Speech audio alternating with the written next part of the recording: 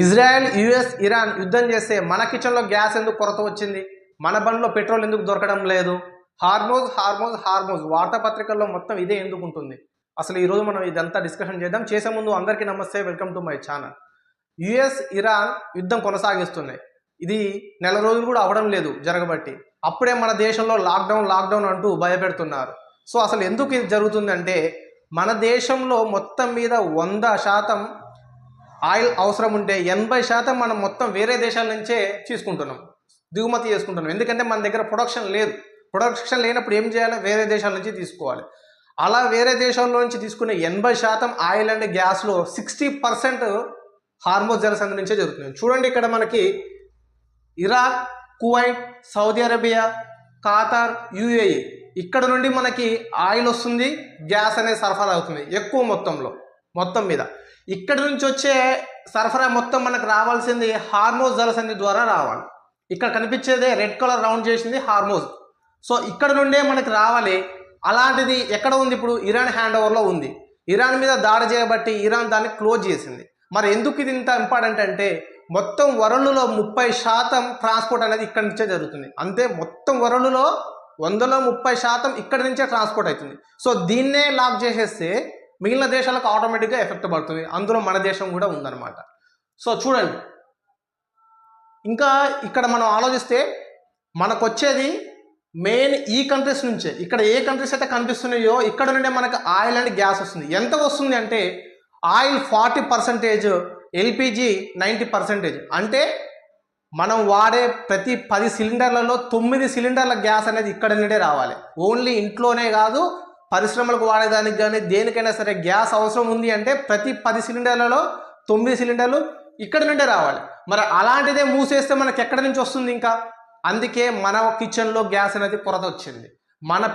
మన బండ్లో పోసుకున్న పెట్రోల్కి క్యూ లైన్లు పెరిగిపోయినాయి అన్నమాట, పెట్రోల్ బంకుల్లో. సో ఇదంతా ఎన్ని రోజులు కొనసాగుతుంది? యుద్ధం వచ్చిన ప్రతిసారి ఎలా జరుగుతుంది? యుద్ధం అనేది ఈ రోజుతో అయిపోయేది కాదు. యుద్ధం అనేది ఎల్లప్పుడూ జరుగుతూనే ఉంటుంది. చూస్తూనే ఉన్నాం మనం గత కొన్ని సంవత్సరాల నుంచి. సో దీనికి ప్రత్యామ్నాయం ఏంటి అంటే, ప్రభుత్వం చేయగలిగేది ఏముంది? ప్రభుత్వం ఇక్కడ నుంచి కాకుండా వేరే దగ్గర నుంచి తెచ్చుకోవాలి. సో అదే చేస్తుంది రష్యా నుండి మనం ఎప్పుడు లేని విధంగా 45% ఆయిల్ అనేది రష్యా నుండే తీసుకుంటున్నాం, ఆయిల్ అండ్ గ్యాస్.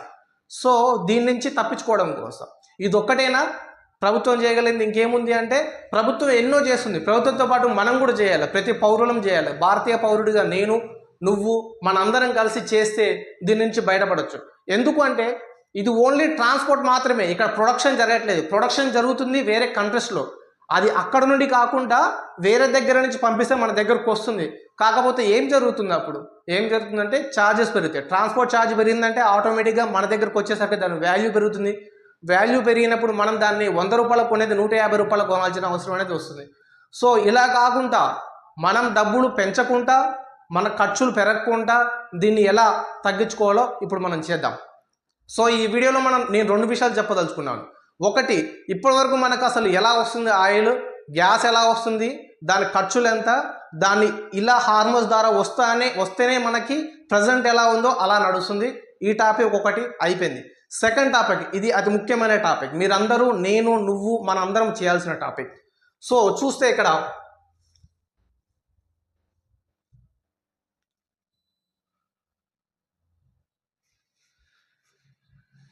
ఆలోచించండి.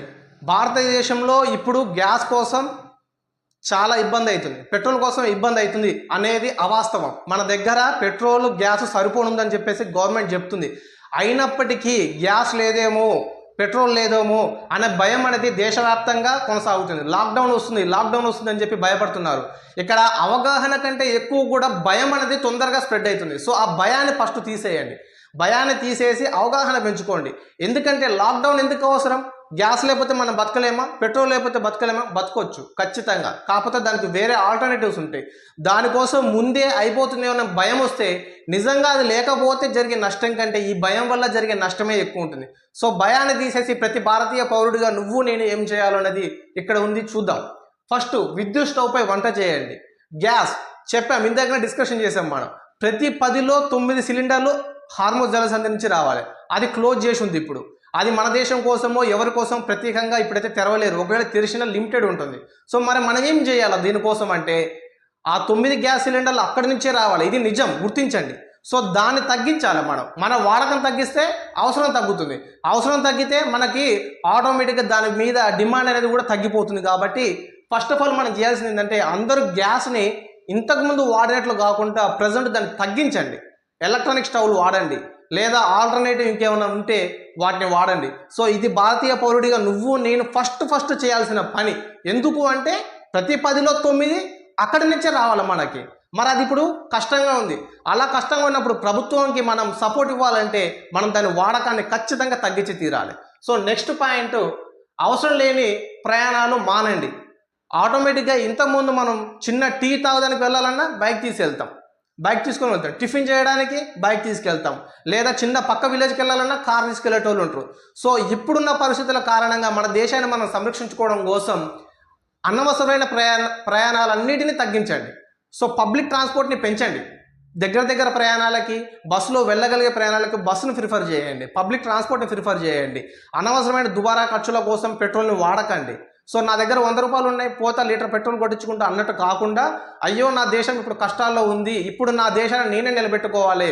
యుద్ధంలో చేసే సైనికుడు మాత్రమే కాదు, ఇక్కడ మనం ఖచ్చితంగా దాని వాడకాన్ని తగ్గిస్తే ఆటోమేటిక్గా మనకి ఇప్పుడు పెట్రోల్ అవసరం తగ్గుతుంది. అవసరం తగ్గినప్పుడు ప్రభుత్వం మీద బడన్ కూడా తగ్గుతుంది, డిమాండ్ ఆటోమేటిక్గా తగ్గిపోతుంది, ఖర్చులు అనేవి పెరగవు. సో ఇది మనం చేసుకునే హెల్ప్ అనమాట, ఎవరికో చేయట్లేదు. సో నెక్స్ట్ ప్రజా రవాణా, ఆల్రెడీ మనం డిస్కషన్ చేసినాం. ప్రజా రవాణా పెంపొందించండి, బస్సులు పెంచండి, ఆటోస్ పెంచండి, బైక్లు కార్లని తగ్గించేసేయండి. ఇది ఆటోమేటిక్గా 2 రకాల ప్రయోజనాలు ఇస్తుంది మనకి. ఒకటి అవసరాన్ని తగ్గిస్తుంది, 2 పొల్యూషన్ ఎప్పుడూ తగ్గిస్తూనే ఉంటుంది.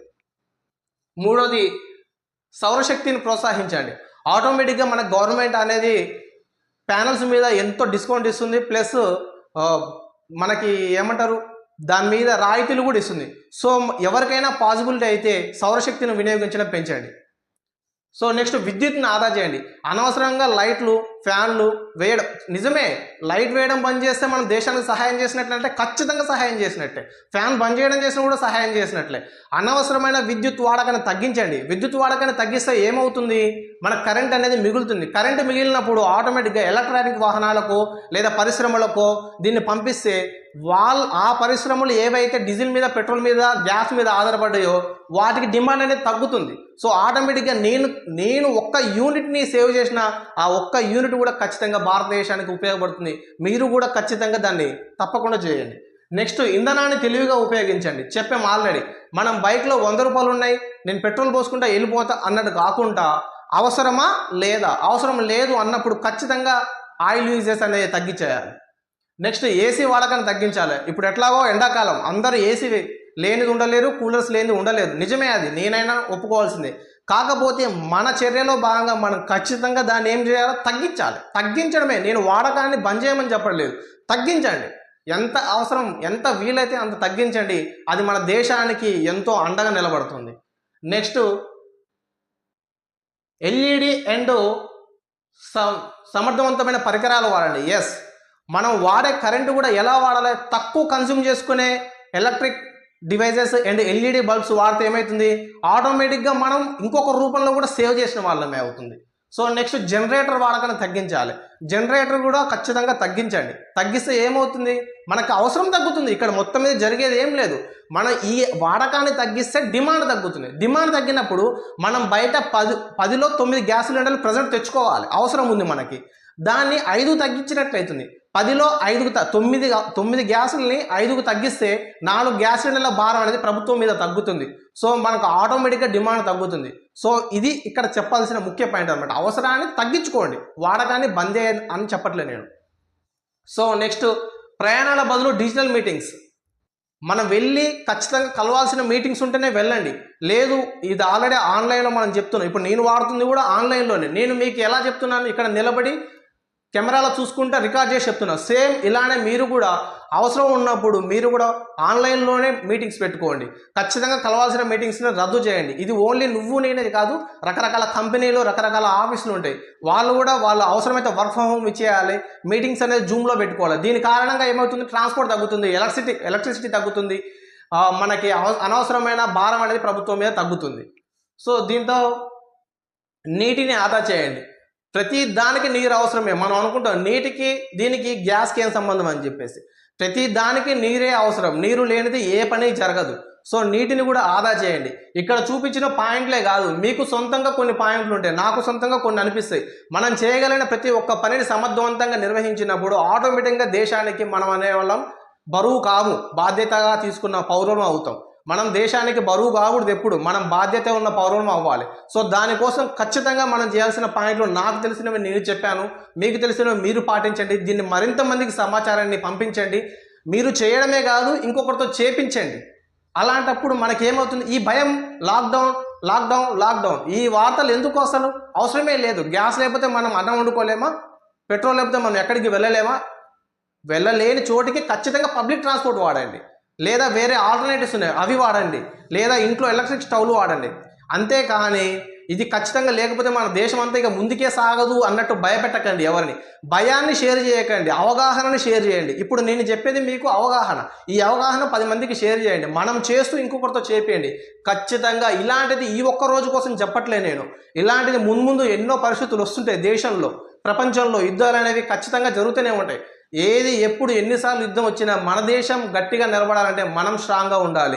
మన లోకల్ ఉత్పత్తుల్ని పెంచుకోవాలి, విదేశాల మీద ఆధారపడడం తగ్గించాలి, వేరే దేశ వస్తువుల్ని వీలైనంత వరకు తగ్గించండి. మన దేశంలో ఏమైతే ఉత్పత్తి జరుగుతుందో దాని మీదనే మనం నిలబడి మన అవసరాలను తీర్చుకోగలిగితే ఎన్ని యుద్ధాలు వచ్చినా భారతదేశం స్థిరంగా స్ట్రాంగ్గా నిలబడుతుంది. నువ్వు నేను హ్యాపీగా ఉంటాం. So thank you for watching. ఈ విషయం మీకు నచ్చినట్లయితే మన ఛానల్ని లైక్ చేయండి, సబ్స్క్రైబ్ చేయండి, ఈ విషయాన్ని మరింత మందికి షేర్ చేయండి. Thank you.